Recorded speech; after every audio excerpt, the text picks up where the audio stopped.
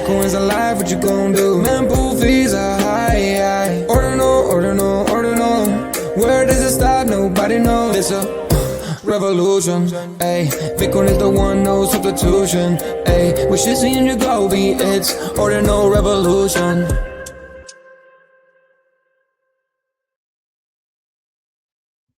Welcome back to Ordinal Revolution. My name is Shizzy. On this channel, we cover the entire Bitcoin Ordinal ecosystem. And what's up, guys? We have an amazing show for you guys today. We have an interview with Yago from Bitcoin OS. These guys are building something pretty crazy. We know that they're doing some really cool things with Cardano and Charles Hoskinson, everything with that. They're doing some really cool stuff with Merlin. People I'm from my understanding, and that's what the whole point of this show is, for you guys to really get an understanding of what Bitcoin OS and what are they exactly doing. But they're going to be doing like trustless bridging and some pretty crazy stuff, and I can't wait to dig into that and really get a really good understanding of what is going on and what services they provide and will be providing in the future. Can't wait to dig in that. But without further ado, I'm bringing my partner here, as always, Mr. Yagobi. What's up, buddy? What's going on, man? What's up, dude? So it's the big one for us. We've been looking forward to this for a really long time. Can you tell me about Bitcoin OS? Yeah, I learned a lot about them over time, right? A little bit. The first thing that we heard about them was back in Nashville when we were over there, and we heard that they verified the first ZK proof on Bitcoin Layer 1. That was the big news, right? And then I heard that they had a little bit of connection, possibly. We'll find out here soon with Robin Linus, member from BitVM, right? And so I did further research, and it looks like they kind of are building their own VM, right? Using ZK proofs on Bitcoin, right? To kind of build out this trustless bridging from different chains and ecosystems to really be able to access the Bitcoin blockchain, right? So I'm excited to hear from Yago what exactly they are building, and what the future is going to look like for interoperability. Yeah, man. So let's bring them up. Let's bring up Yago, Bitcoin OS. Welcome to Ordinal Revolution. Thanks for having me. Yep. Thanks for joining us. Yeah, man. So we've been hearing a lot about you guys. We can't wait to dig into everything you guys are bringing to the Bitcoin ecosystem. But kind of want to hear about you first. Kind of learn about maybe your background and everything you've gone through to get you to this point. I'm just a dude with hat, you know. Is that a meme coin? Did you launch that? No. Yeah, my background, there are lots of ways I could tell it, but basically I'm someone who I'm kind of like I was kind of like an accelerationist when I was a kid, right? So I grew up reading science fiction, and I thought that what was the most important thing we can do is provide free markets and freedom so that we can have as much innovation as possible, accelerate the future, and that's what creates prosperity. And and then along my life, I've managed to experience a lot of. I've managed to have a lot of experiences. Like one of them is I grew up in South Africa during the apartheid. My family were members of the ANC, which was at the time considered. There was Nelson Mandela's party. It was considered a terrorist organization. Part of my family had to leave South Africa in the middle of the night. I ended up smuggling gold to them between the ages of 9 and 11 just to get money to my family and out of South Africa.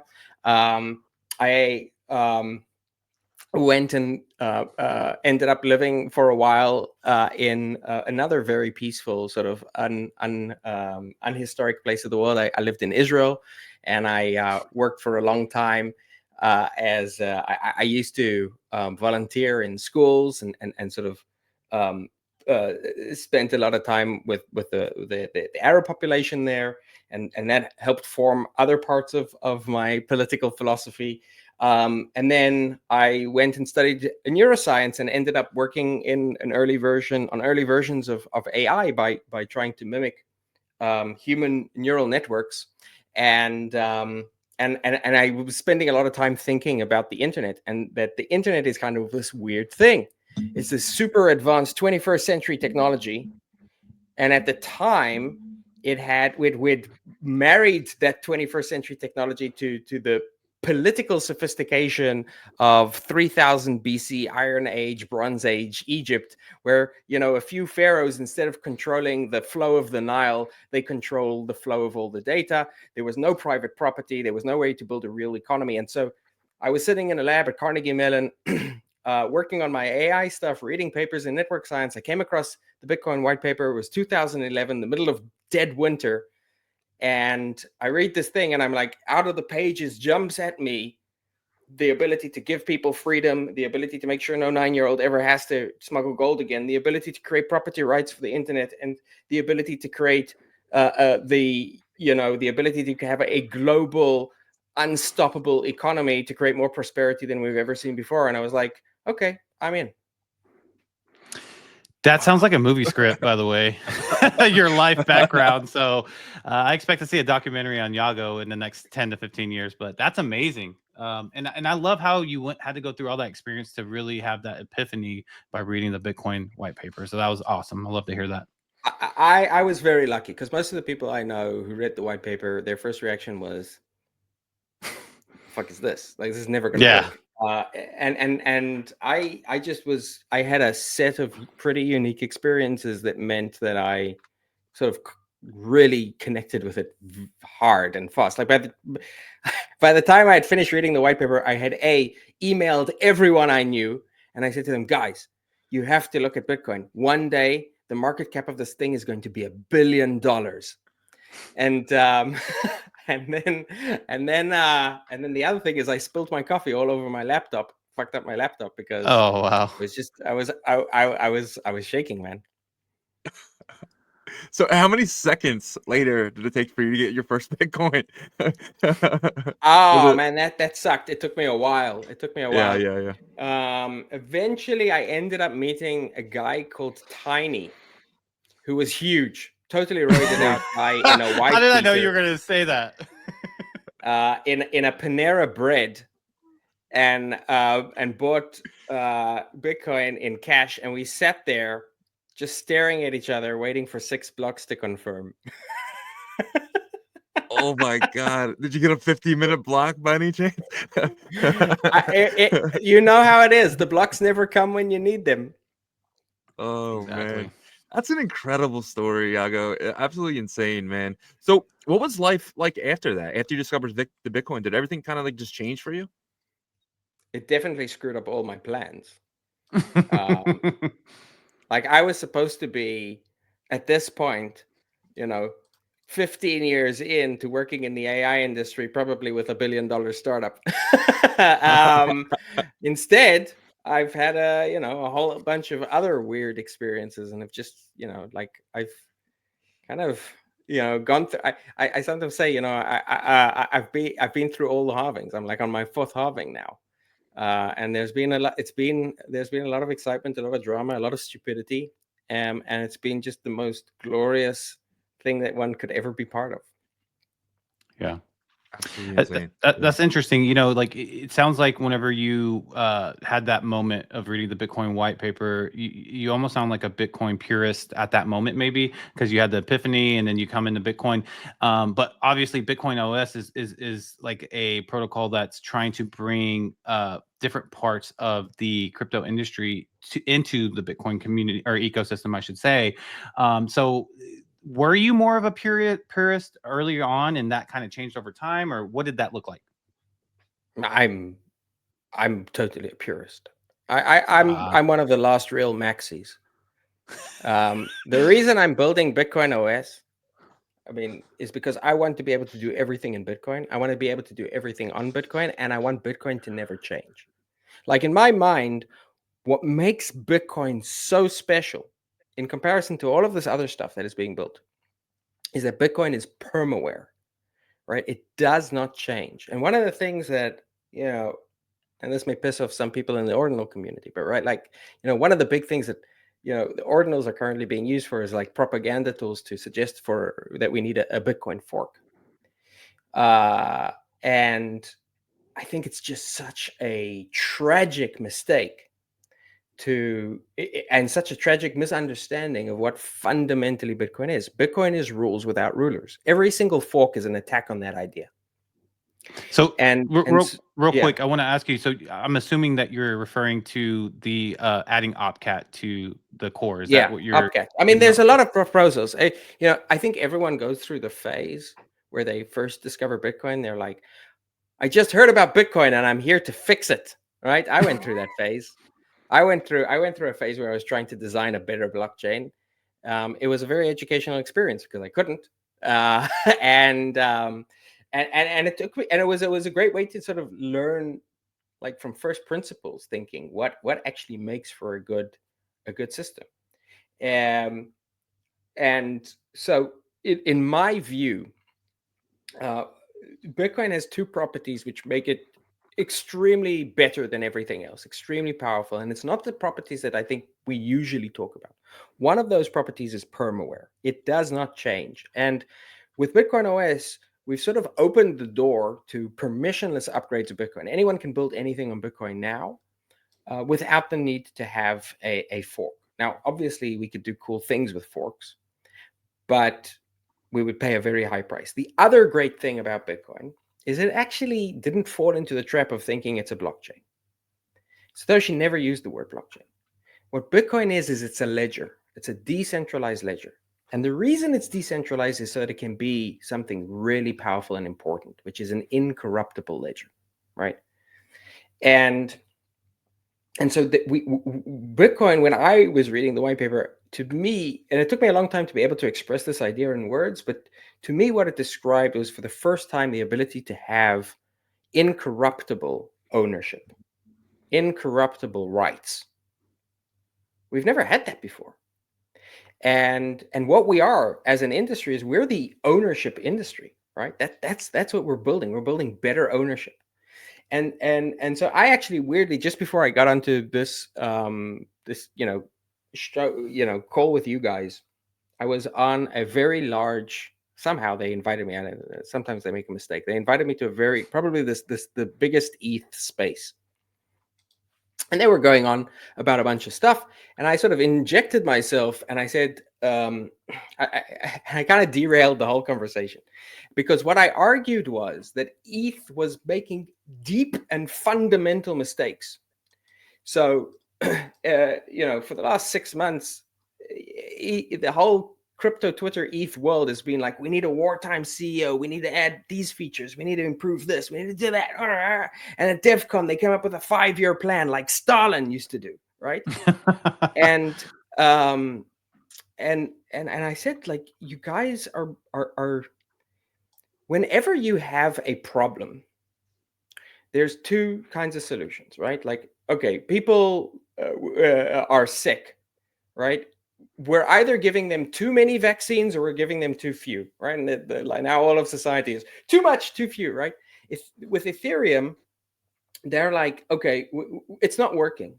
So what do we need? We need to do more. We need to pile more stuff onto the blockchain. We need to have more rules and more ZK proofs and more everything. And my argument to them, and this is what sort of derailed the conversation, is that they are fundamentally misunderstanding what we're building here. We're not building better blockchains, right? That's like trying to, build a better carburetor. Nobody cares. A carburetor is a tool that makes the car go. And what is the car? The car is the asset ownership. And actually what you need to do is you need to minimize how much you're using what the blockchain is for. And the blockchain actually is for a very, very specific thing. It's for creating a ledger. It just needs to record the assets, and it needs to be able to change the ownership of the assets under a set of rules. That's it. You add anything more to that, and you're heading in the wrong direction. Yeah, that makes sense. Quick question. How do you feel when someone like Bob Bodley, for instance, would say, Satoshi had opcat in the early days, but he took it out for reasons that don't exist anymore with the upgrades of SegWit and Taproot and stuff like that. Would you say that opcat is bad in that sense? There's no reason to add it.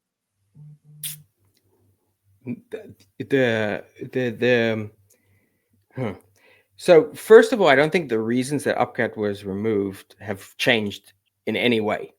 I thought it was a DDoS because of DDoSing.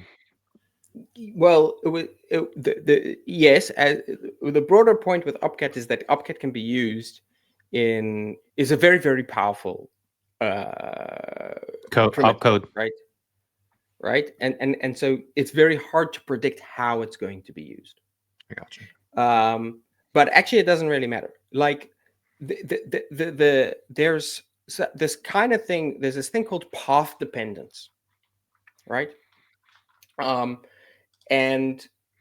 if Opcat was in Bitcoin today, I would probably be fine with it. My problem is not with Opcat. Opcat could be we can quibble about if it's a good idea or not, but I don't care. There's Opcat, there's UpCTV, there's a million other potential opcodes we could add. My challenge is that the burden of proof for we should add a new opcode or any kind of fork to Bitcoin must lie extremely heavily on those who want to make the change. That making a change to Bitcoin is surgery, right? It's surgery on a live patient. You have to have extremely good reasons to do that. And Opcat to me feels like a sex change operation. I just don't. Like, it's like, we really identify more as a cat, we want the surgery. So I think if you can achieve even close to the same things without introducing that change, you don't do it. Gotcha. And that's where you guys come in with Bitcoin OS.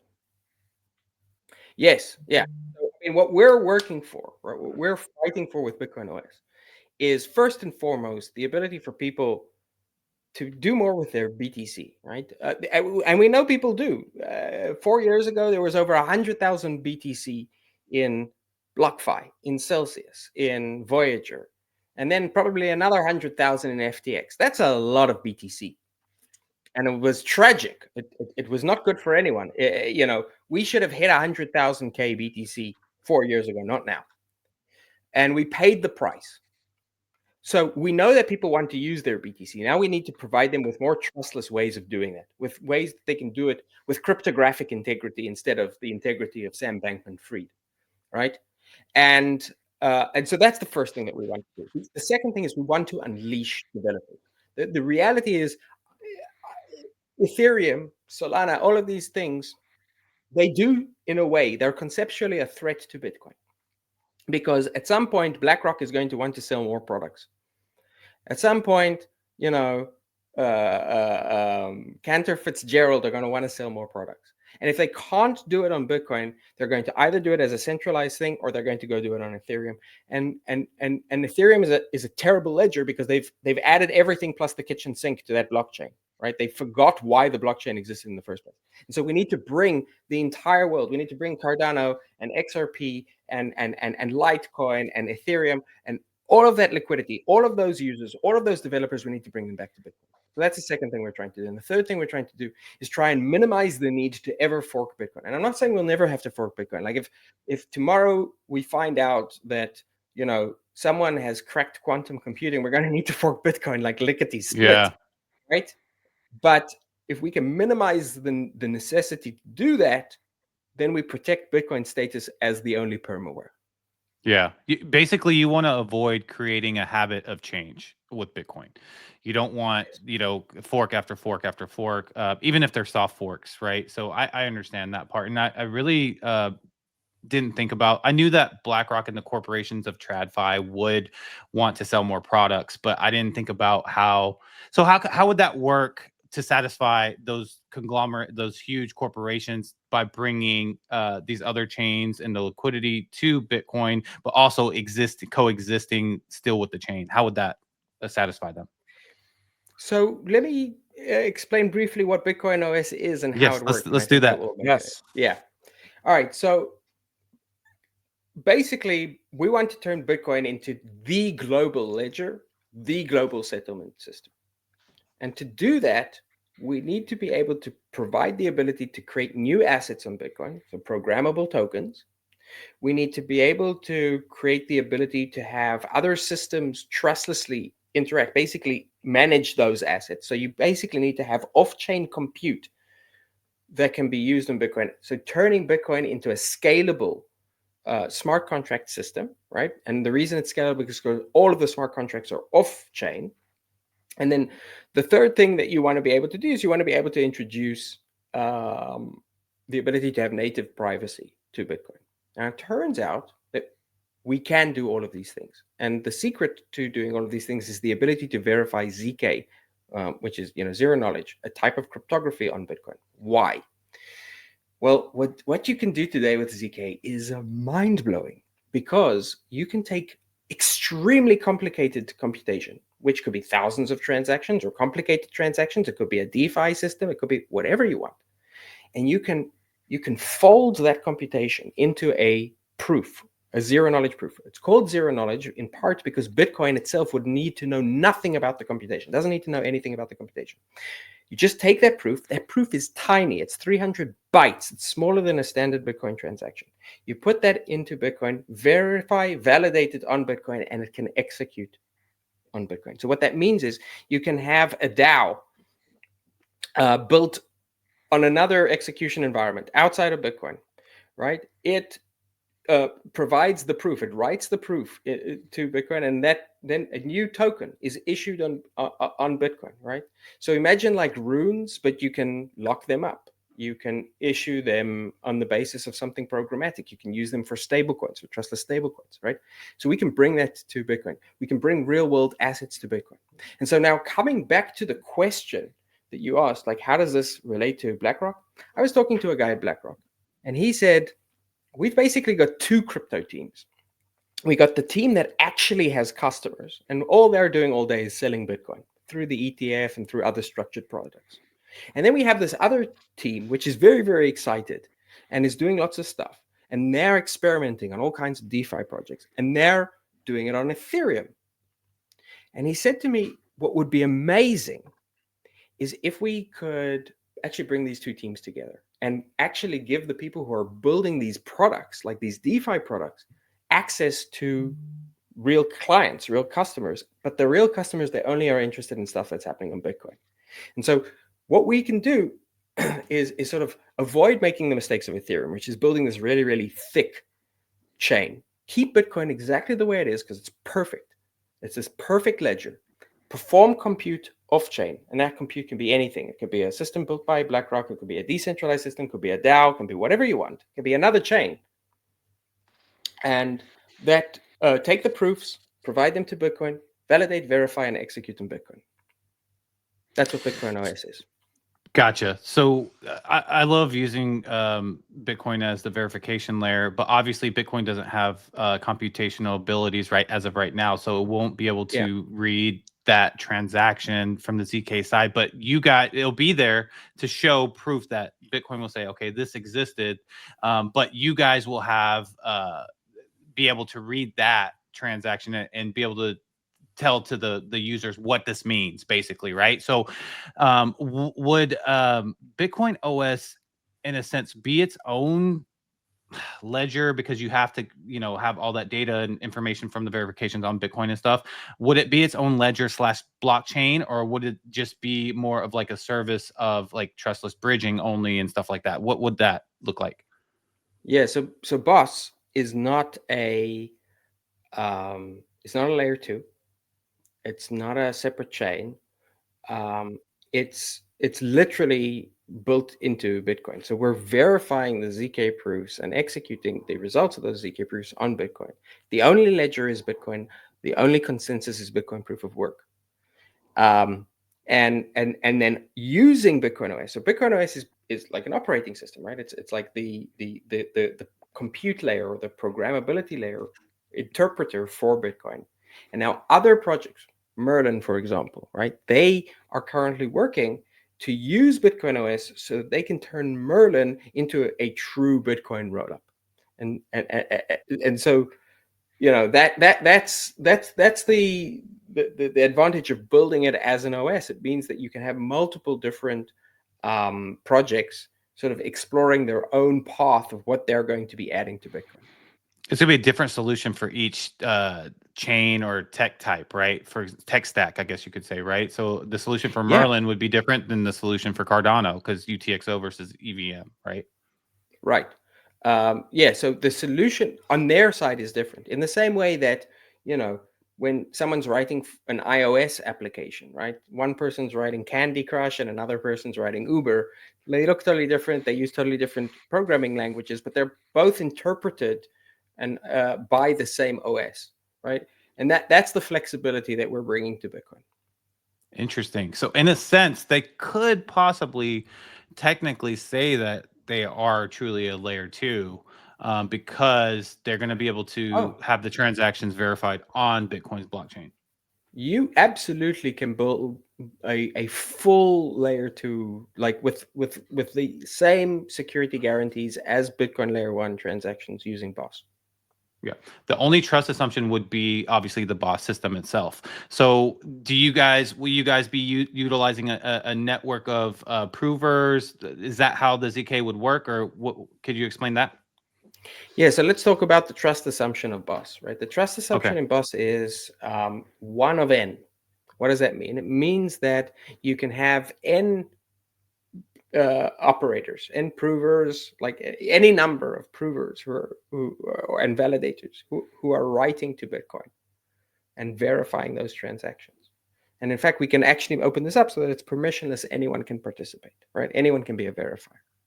Now, out of that pool of anyone in the world can be a verifier, we just need one person to be honest, right? So that means that there's like this dude, this neckbeard, he's sitting in his mother's basement somewhere, and every single government in the world, right, is Sybil attacking the system together. So, there's 900 million verifiers who are trying to cheat the system, and just one neckbeard guy is fighting them all off, and he wins every single time. That's the power of 1 of n. So there's no more honest majority assumption.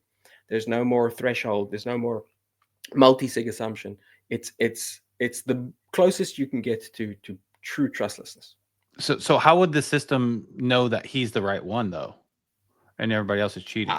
That's what the cryptography does. It's maths. Gotcha. Right. So the one guy who's honest can mathematically prove to Bitcoin that everyone else is not. Oh, I love that. I love that. So it's basically a double check on itself anyways, because like the only way you could be successful is by. So interesting. Maths. I love this. So yeah, maths. The math is mathing. The math is mathing. Yeah. Yeah. So obviously you guys have been in the news and stuff, and with some huge partnerships and stuff like that. But I remember hearing about you guys, and there was some sort of discussion with BitVM initially. Am I off on that? Did I hear wrong, or was there like a start of Bitcoin OS with Robin Linus and stuff like that? Well, we've been trying to explore this idea of bringing rollups and ZK to Bitcoin for about 4 years. And one of the things that we did is we provided a grant to Robin Linus. We're not responsible for his work. The guy's a genius, but we helped where we could along the way. A lot of what we're doing is based on sort of insights that Robin Linus had, and that BitVM sort of opened the door to. Bitcoin OS doesn't use BitVM. BitVM actually doesn't exist. And maybe one day someone will build a BitVM system, but we have, the current version of Bitcoin OS uses a system we call Bitsnark. We actually are now working on a far improved system. But ultimately, all of these systems that we have today still have the 1 of n trust assumption. And actually, we mentioned OPCAT earlier. One of the nice things that OPCAT would do is it would potentially allow you to have the miners verify directly, so you wouldn't even need like this additional verifier. But at a very big cost, which is that the proof sizes, instead of being tiny, would be huge. So I don't know if it's even practical, but from my perspective, as someone who's been hodling Bitcoin for 13 years and unwilling to use it, the fact that if there's one person out there who will verify honestly means he can defeat the entire world and all of the people who are living on Mars. That's good enough for me, especially because I can be that one guy. Mm-hmm. And what's the reward if you're that one guy? Like you get the whole reward. The person who's cheating, I get to take his money. Yeah.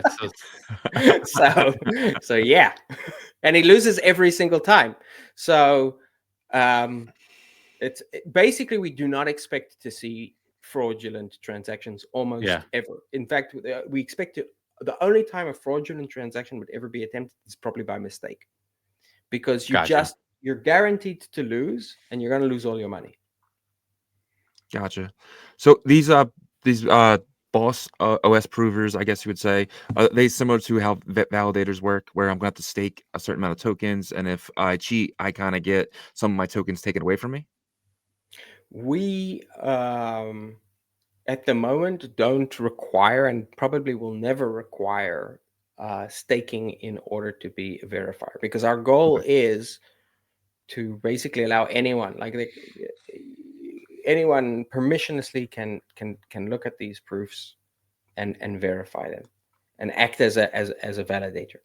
I think the way to think about the boss token is as the compute token, the gas token for Bitcoin compute, right? So when you need to fold all of this compute into a ZK proof and get it executed on Bitcoin, you can pay in boss tokens. People will often ask, why do you even need a token? And theoretically, there might be a way that we could build this without the need for a token. But I actually am a huge proponent of tokens. In fact, and I'll explain why. I think one of the big mistakes that Bitcoiners frequently make is having sort of like this idea that we should only have BTC as an asset. And then at this, the next thought in their mind is that Bitcoin is going to be the reserve currency. And then I ask, the reserve currency for what? If there's only one asset, what is the economy? So I think the way that we grow Bitcoin is by building a Bitcoin native economy around it. And the way we do that is through incentives. Bitcoin was built by an understanding of incentives. You create the right incentives, and innovation happens, adoption happens. So I think we should take advantage. We should not think like communists with Stalin 5-year plan. We should think like free market people, and actually encourage people to build systems, and where possible and where necessary, tokenize them so that we can create a growing Bitcoin economy. Yeah. Would the boss token be your own standard that you create, or would it be an existing standard like that currently exists on Bitcoin, or ERC20? What are you guys thinking about that? Yes, our expectation. We're currently working on bringing programmability to tokens on Bitcoin, and one of the first tokens, obviously, that would utilize that would be boss. Gotcha. It's gonna be, man, this is exciting. We didn't know how far this was gonna go with boss. Was it just gonna be for trustless bridging between blockchains? Are you guys gonna be competing with other prover networks? Because as you probably know, there's other projects, but they're more focused on their ecosystem of builders and more like a chain themselves. So I think you guys definitely went into a area of business to where you guys are going to stick out by yourself, because you're allowing these chains to be able to access Bitcoin. So I'm super excited about that. Sure. Awesome. Yeah. I mean, there's a lot of developer excitement. Like a huge number of projects are already starting to sort of take the leap into boss, and we're not even fully ready with our DevNet yet. So it's super exciting. That's awesome. So just a guess by you, but what do you think is going to be the biggest use case for boss? Will it be the bridging aspect of it, or do you see it doing something else that actually has the most value? Well, the ability to bridge is not just assets. So if you think about what we're actually bridging is compute. And so what we allow is other projects, Bitcoin rollup type projects like Merlin or B Squared, or other layer ones like Eternity and Cardano, as well as things like potentially like a chain link to integrate directly into Bitcoin.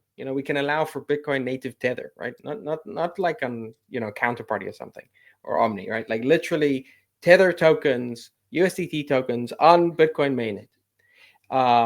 And so I don't know long term sort of what the, I don't think there is a one use case. It would be like asking, what is the one use case for iOS?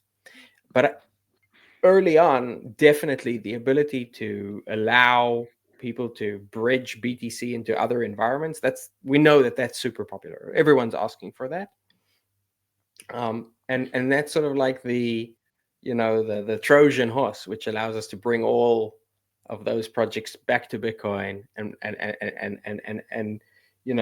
turn basically the entire world of crypto into an ecosystem of projects that are competing to provide compute to Bitcoin. Yeah, like servicers of Bitcoin, basically at this point. So, Yeah. I mean, it sounds like Boss is B2B right now. A lot of your partnerships are definitely, chain to chain. Will you guys have like a B2C model eventually, you feel like? Not consumer? really. I mean, look, I don't know exactly what will happen in the end, right? But I think that if we do our jobs really well, you won't need to know that you're using Boss. Well, it would just look. I suspect that the vast majority, like we're going to increase the number of Bitcoin transactions by 1,000x. We're going to do it by scaling off chain. And if 2 years, 3 years from now, the majority of Bitcoin transactions will be processed through Boss, and no one will need to know about it, right? I mean, our goal is in the same way that when you're using an app on the iPhone, you're not thinking about your iOS settings. That's where we should be. Now that said, sometimes you should think about the security settings, right? So one of the ways that a regular person would interact with Boss is we want to make it really, really easy for you to be your own validator, because then the system is truly trustless for you.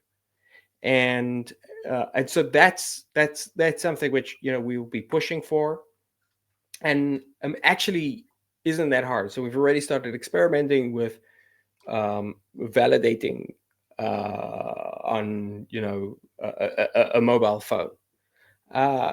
What exactly the rollout of that looks like, I can't say yet, but that is sort of like I wouldn't call it consumer facing. I would call it sovereign individual facing technology. Yeah, that's awesome. Gotcha. Yeah. When we were in Nashville, we were in a couple of different places, and you guys were kind of the talk of the town there. Guys came in, but you guys here with the Bitcoin OS team did. Could you kind of explain what that was and what was that process like? Yeah. So block 853,626, everything changed for Bitcoin. So that was a Bitcoin Nashville. For the first time ever, we verified the first ZK proof on Bitcoin mainnet.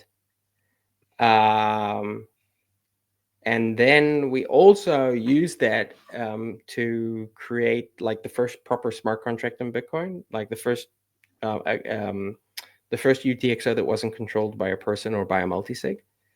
And we also embedded into that transaction a new ordinal, the first ordinal which could be moved only by ZK proofs. And so we still haven't actually decided what to do with that ordinal. Or if anyone has cool ideas, let us know. But we take it. We take it off your hands if you want. But yeah, that ordinal is a historic artifact. The very, very first time that Bitcoin sort of got the eyes and the brain that ZK proofs can provide. And I sometimes jokingly call that block 853,626 the block of revelations. I love it. I love it. Yeah. So have you guys done more since? Yeah, all the time. Yeah. Okay. Yeah. We're constantly working to make the system more efficient, right? So we want to get the cost of doing this to below a standard Bitcoin transaction. Yeah, which makes sense because they're going to be a lot of volume on this. So yeah. So when you said Ordinal was and was it a part of the smart contract, and also did you guys inscribed it on chain and then were able to interact with it, right? Yeah. So it's not part of we don't yet have a programmable token issuance standard. We're working on it. No, what it was just like the ZK proof was like issued as sort of the issuance of that token was bundled into that first ZK proof.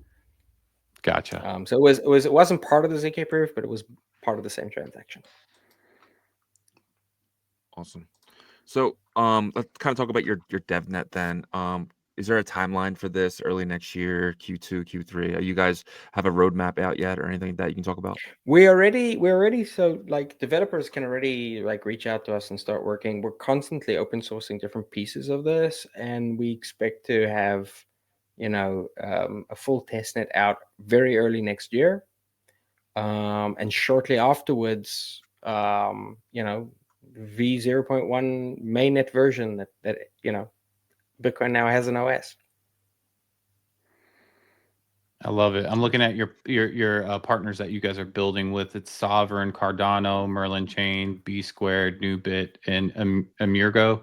And I'm sure that this list is just going to continually grow. But I'm excited for it. You know, I want to be able to break things. So obviously it's DevNet, and it's probably going to be more for like the blockchain, you know, devs and stuff like that. But I'm excited to be able to utilize it once it's integrated into these chains. Yeah, I'm really excited to see what gets built. I think we're, you know, Bitcoin, coming back to like the beginning of our conversation, right? Bitcoin is the first, you know, true ownership, true borderless economy, true free economy, right? Like up until now we've had BTC, which is, you know, free market money. And now I think it's time to actually add the free market, build that on top of Bitcoin. And I think the result will be the greatest period of innovation and prosperity we've seen ever. A lot of people think that Bitcoin is about avoiding apocalypse. I think Bitcoin is about accelerating us towards the future. I love it. That's awesome. Is there anything out there that you want build on Bitcoin OS that maybe you would even do yourself if you had the time? Anything out there you can maybe give someone an idea if they're looking for something? Yeah. I want someone to build Binance, like an experience that feels like and you can do this, right? Fully centralized. I don't care, right? Fully centralized, one like big servers, high speed, great UX, but no one can steal your money. Fully non-custodial. Every single transaction comes from a wallet, and if the system ever goes down, everyone gets their money back. That you can build with Bitcoin OS. I want to see Bitcoin-backed stablecoins because I don't want to ever spend a Bitcoin. Not me, not my children, not my grandchildren will ever spend a Bitcoin. We will just collateralize it, create a stablecoin, and buy stuff with that. I want to see Bitcoin borrowing and lending. And I would love to see, sort of coming back to my background, I would love to see verifiable compute AI. So AI that is not just that doesn't even need to be open source like entirely. It just needs to be you can verify that the AI is operating in the way that you expect it to operate for alignment purposes, right? So like the AI is not censoring you, is not cheating you, etc. And I'd like to see that on Bitcoin. And then a million other things, but you know that's already a pretty good handful. So a Binance that's ran by AI, that's used No, and yeah. the AI is running it, and then you're proving the AI is doing everything correctly. That one guy, the bearded neck guy, he's proven that everything's being done right. It's all through Yeah. Bitcoin. I love this, dude. I love it. Yeah, and everything is traded against Bitcoin-backed stablecoins. Yes, let's go. that was my favorite part of it. Was like, you know, Bitcoin backed stable. Oh, and I forgot private transactions. Oh Definitely. yeah. We need that now. Yeah, well, I think that's going to be something that's going to be more friendly towards this next 4 years. So I think definitely. But the AI part and the Bitcoin stable coins, I'm definitely down for that, right? Because I don't want to spend my Bitcoin either in the future. So. Yeah. Well, Yago, man, this has been absolutely amazing, dude. Thank you so much for coming on. And if there's any point in the future where you need to get a message out, please use us. We would absolutely love that. Love you to come on again. But kind of want to give you the stage, kind of our, you know, anything that you maybe want to get out like one last time. Any last words for their community? I would say this. I think we've been at war with each other. We've been at war with crypto. We've seen every single crypto platform being at war with every single other one, and I think it's a mistake. It's so unnecessary. Everything's coming back to Bitcoin, and what we just and you know, like we you know, Cardano announced that they're going to be building on Boss, and you know, people told me I was a traitor to Bitcoin and that this is. I promise the world much more cringe. I'm gonna continue being a trader because I want to bring everyone from Cardano to Bitcoin. I want to bring everyone who's holding XRP to Bitcoin. I want to bring everyone who's, you know, doing meme coins to Bitcoin.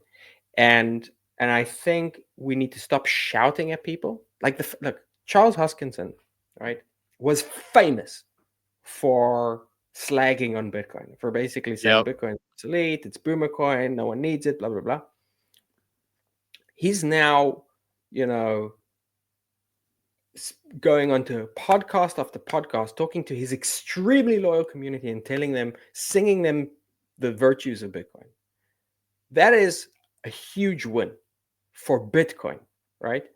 And I think that's the proof. The proof is we you know, you catch more flies with honey than with vinegar, and we've been shooting out too much vinegar as a community. Guys, there is no threat to Bitcoin. Bitcoin's here to stay. It is only going to get bigger. It's going to 100 trillion. I used to think it was going to 1 billion. I was underestimating it. I now think it's going to 100 trillion. I'm still probably underestimating it. We don't need to worry about Cardano. All right, we just need to bring them over for their good and for ours. Yeah, Amazing, I love man. that. I just want to say too, I just want to thank you for building here on Bitcoin, right? You could have had your own chain 10 years ago, but I really appreciate you building here and you guys putting in all the hard work. You guys don't get enough thank you. And from our community, I just want to say thank you for building here. Well, thanks very much for having me, and I'll let's just keep building. Yep, let's do it. Thank you, sir. Awesome. We'll talk to you later. Phenomenal. That was probably one of my favorite interviews ever. Yago is amazing. I'm looking forward to Boss. I was calling it Bitcoin OS for a while, but I love the, you know, saying Boss. It's nice. Yeah, and I think those are like your favorite type of interviews, because it's the same with me, is that like you get the OG kind of feel from Yago, right? Like he's a Bitcoiner, but at the same time, like unless you sit there and listen to him through like the past 45 minutes or like an interview that he's done, then you won't know that like this plan isn't to like, you know, make a bunch of shit coins on Bitcoin. It's really to bring all of the crypto industry to Bitcoin and be like, hey, look, you can work for the king over here, but you got to prove that, you know, you have what it takes. And I think that that's an awesome message, as opposed to someone just right off the bat just having a you know, just assumption of, oh, he's trying to, you know, build shit coins and stuff like that. That's, you know, so I love that message at the end there, and it was a really good interview, one of my favorite as well. Yeah, and I hope you guys got a really good understanding for it. That's the best part about doing the show here. Get to ask the questions that I really, really want to know, and I got a really good understanding of what they're building now, and it's phenomenal. And I hope you guys 100%. 100%. Love it. Love it. Love it. And guys, we appreciate you watching this episode. Hope you learned something. And if you wouldn't mind, just spend a little bit of time checking out our partners. Emblem Vault is the interoperability layer to the Bitcoin layer 1 assets. You're going to be able to jump your ordinal from Bitcoin to Merlin chain to Ethereum, and you can learn more about them at emblem.vision. And BetBTC is the predictions market for the Bitcoin ecosystem. They utilize ICP and Bitcoin technology for you guys to place bets on their marketplace. You can actually deposit directly from your Xverse wallet, and you can check them out at betbtc.win. And then BitPerp, guys, we've been talking about their paper trading competition for a long time. It did wrap up on Monday, so we have the winners there. Congratulations to the top 3. But if you didn't win, don't worry. They have a future paper trading competition coming up on Botonics. You can learn more about BitPerp at bitperp.io. And then Ordinal Hive is an aggregator ordinal marketplace. You're going to be able to find the cheapest ordinals on Bitcoin Layer 1 or on Bitcoin Layer 2 with Merlin chain. They have built out over there as well. All you got to do is list, buy, or sell ordinals on their platform, and you can earn points. If you're not if you don't have a whitelist for your address to interact with their beta site, please reach out to their team in their Discord, they said, and they will add your address there. You can visit them at beta.ordinalhive.io. And then Fluid Tokens, guys, this is actually one of the most innovative dev teams building on Bitcoin Layer 1. They're actually partnered with Boss Bitcoin OS as well for that Cardano bridge. But check out their staking vaults, guys. You're going to be able to earn by staking your ordinals or runes on Bitcoin Layer 1. BRC20s may be coming soon as well. If you're a founder, reach out to Raul, which is the CTO there. He'll get you guys set up with a staking vault for your community. And then Foxy, guys, they are building the Bitverse over on the Tap ecosystem, Bitcoin Layer 1. They have bit miners for you guys to actually mine real assets. They already had that with their Cosmic miners to where you can earn Tap tokens and Solana USDT. The next one up is the Ultra Mythic with, I believe, Yago to the Moon and maybe Spooky Token, but wait for their announcement on that just to verify that. But you can check out their website as well. And then finally, guys, Merlin Chain is your #1 scaling solution for Bitcoin native L1 assets and protocols. If you are a builder and you want to make your platform a little bit more flexible, you're building already on layer 1, but with the limitations, can't do those fast transactions. You can do it on Merlin Chain. You can actually apply for a builder's grant. They're very open to people that build on Bitcoin Layer 1 that want to scale. And we have 2 of our partners already that got grants with Ordinal Hive and Emblem Vault. So just reach out to their team over there. They have great builder support. And if you're a user, you're going to be able to swap Bitcoin, wrap Bitcoin for Yago to the Moon on merlinswap.org. And we thank you guys so much for checking out our partners. Amazing. If you guys have a little bit more time, check out ordinalrevolution.com. We have some of the best articles dating all the way back to last year. If you know someone just entering the space, send them our website. We really feel like it can help them get started and code up to exactly where we are now. We got to get a Bitcoin OS article up on here. That would be phenomenal. If you guys need a VPN, we had NordVPN 70% off coupon here. Check that out. If you guys are going to Bitcoin 2025 Las Vegas, it's going to be phenomenal. Get your tickets as soon as possible. Don't wait till next year. They're a lot cheaper now. And if you're looking for merch, we have some of the best merch in all of Ordinals, and especially in all of crypto. Check out all of our Ordinal art and everything here. Check everything out at ordinalrevolution.com. I just want to thank you guys. Just make sure you guys are checking out our live. We're live Monday to Friday, 11 a.m. Eastern, 10 a.m. Central, and 8 a.m. Pacific, 4 p.m. UTC. Check us out all week, guys. We really appreciate it. And until tomorrow. Peace. Ordinal Revolution.